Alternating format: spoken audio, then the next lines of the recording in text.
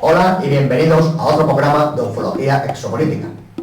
Hoy les hablaremos de uno de los misterios más grandes del mundo.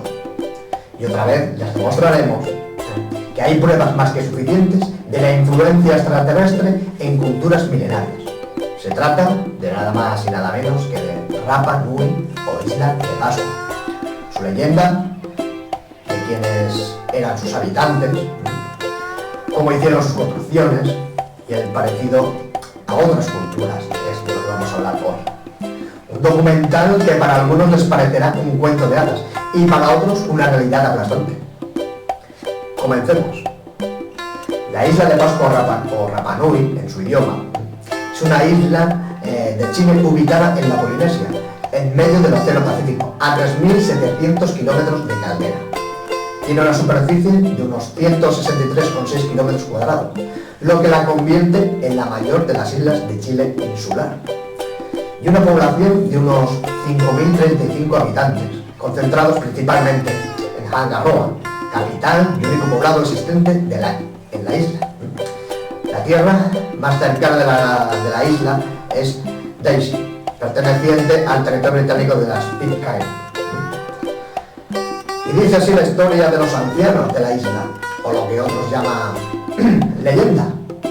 Ocurrió hace mucho tiempo y en mitad del océano. En aquel país vivía un rey sabio y prudente. Era hijo de los dioses y dotado de poderes excepcionales. Su reino era próspero y feliz, pero de repente aquel bello y exuberante lugar se vio amenazado. La tierra empezó a temblar y la mar, enrarecida, avanzó inexorablemente, devorando el pacífico reino y las tierras comenzaron a hundirse. Y el rey solicitó consejo. ¿Qué debía hacer? Uno de sus magos viajó en sueños por el océano y al regresar comunicó al rey que debían partir en dirección al sol. Allí encontraría una nueva patria. Y el rey envió a 7 exploradores y al poco aquellos hombres confirmaron la visión del mago. El rey entonces se hizo a la mar y con él todo su pueblo.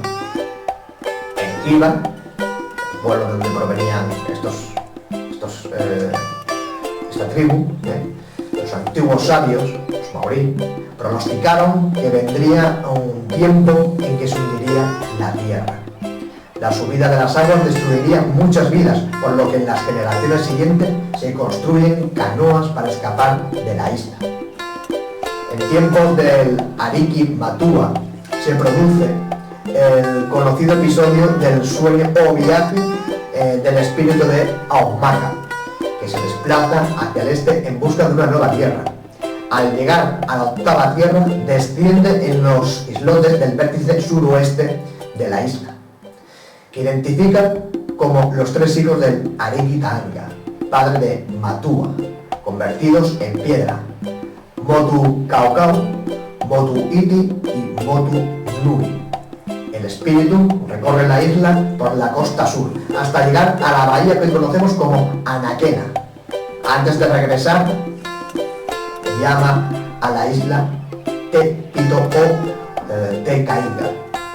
El espíritu vuelve a Jiva y se introduce en el cuerpo dormido de Aumaka, quien se dirige al rey Otumatua. El rey le ordena instruir a jóvenes en la construcción de una gran embarcación, reunir víveres y toda la carga necesaria para emprender el viaje a la nueva tierra. Se envían 7 exploradores que constatan lo visto por el espíritu de Aumaka y recorren toda la isla antes de regresar a Jiva. Otumatua realizó el viaje hacia la nueva tierra en 2 embarcaciones, una de él y otra de su hermana Abeipuga, ambas llenas de colonos y víveres para abastecerse y para el cultivo. Desembarcaron en la playa de Anaquena, lugar que quedaría establecido como la residencia de los reyes. Al momento de desembarcar, la esposa del rey, Bakai, dio a luz a un niño llamado Tu-Maike, el primer heredero del linaje real. Otumatua dividió los territorios de la isla entre sus hijos, que fueron así los ancestros de las distintas tribus. Miru-Koro-Orongo, Nagure, Ra, Amea, Otu, Otu-Iti, etc. Otumatua vivió sus últimos días en el sector Rano-Kau. Cuando se sintió cerca de su muerte, reunió a los principales jefes y designó a su hijo mayor como sucesor. Pidió ser llevado al borde del volcán para mirar por última vez hacia su tierra natal al noroeste. Desde allí llamó a 4 espíritus para que enviaran la señal de su patria a través del canto de los gallos. Entonces sus hijos lo llevaron a su casa, donde falleció. Su cuerpo fue enterrado en Acapanga. El lugar exacto donde están sus restos actualmente es totalmente secreto. Nadie lo sabe, solo los viejos que viven, los ancianos que viven allá actualmente. Un rey que era hijo de dioses. Si era hijo de los dioses, entonces era un semidios, y que posiblemente heredaría genéticamente los poderes de su padre, si no todos, algunos de ellos. ¿No les recuerda un poco a los antiguos dioses y semidioses griegos y a los Anunnakis? Y a Humaca, que dice que se desplaza en sueños y que descienden en unos islotes. Y vuelve su espíritu y se introduce nuevamente en Humaca. Parece ser que este personaje fue abducido y llevado hasta la isla de Pascua. Parece ser que estos seres tenían algún interés en salvar a este rey y a su pueblo del diluvio. Diversas investigaciones arqueológicas han encontrado restos de asentamientos humanos en las cercanías del volcán. ¿Por qué? Los que datan del año 400 después de Cristo, siendo estos los más antiguos presentes en la isla. Esta fecha coincide con el apogeo de las llamadas sociedades polinesias tempranas, datado en el siglo III. O esto es lo que nos quieren imponer como verdadero los científicos. Pues siguen habiendo datos que no cuadran y la propia comunidad científica no se pone de acuerdo ni en las fechas ni de dónde vinieron. Pero hay un punto en la isla de Pascua que señala la antigua patria, Gira.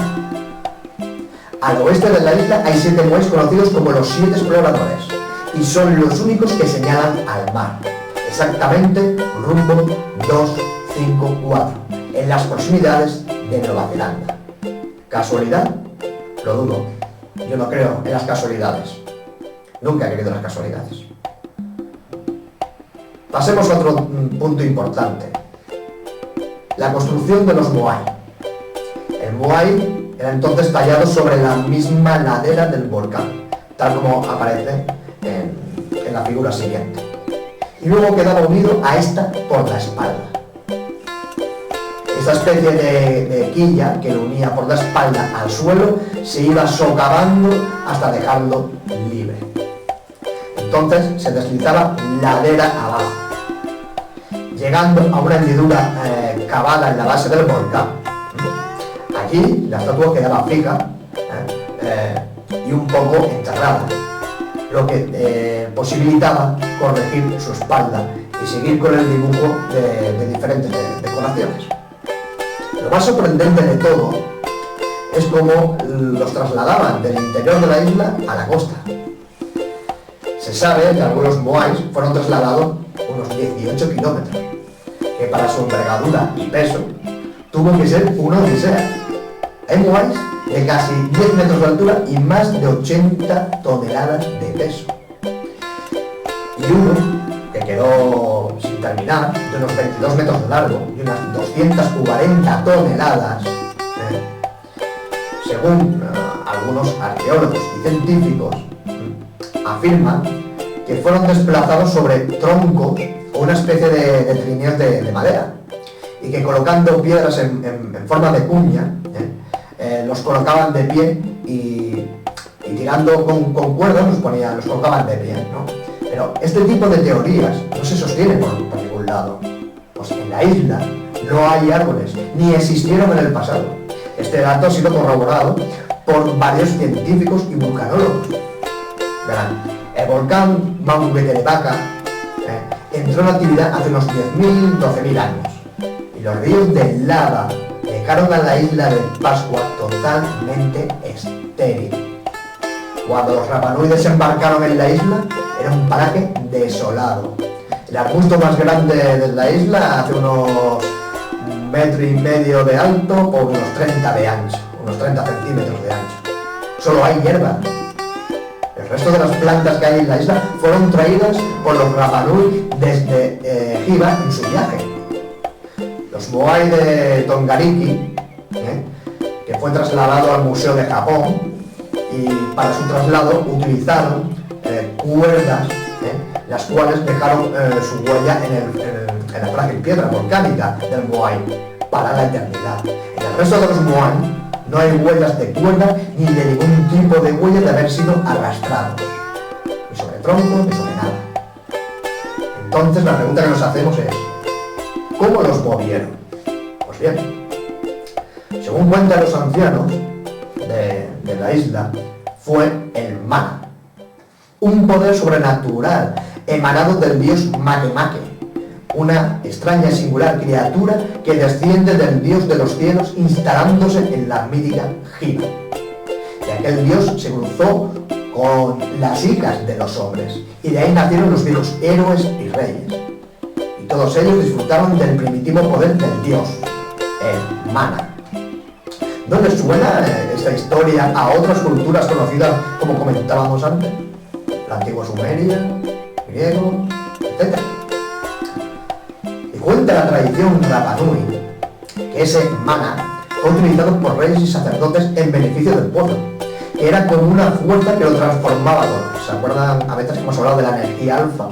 La energía esta que lo desprende el sol, que lo transforma todo para bien. Como decíamos, una fuerza que lo transformaba todo. Cuando esa fuerza tocaba a los animales, se reproducían más y también tenían más cosechas. Y así fue como movieron las grandes piedras de los invernaderos, los muros de Minabú, que luego hablaremos de ellos, y los Moai. Cuentan los ancianos que dice así: los movimos con mana.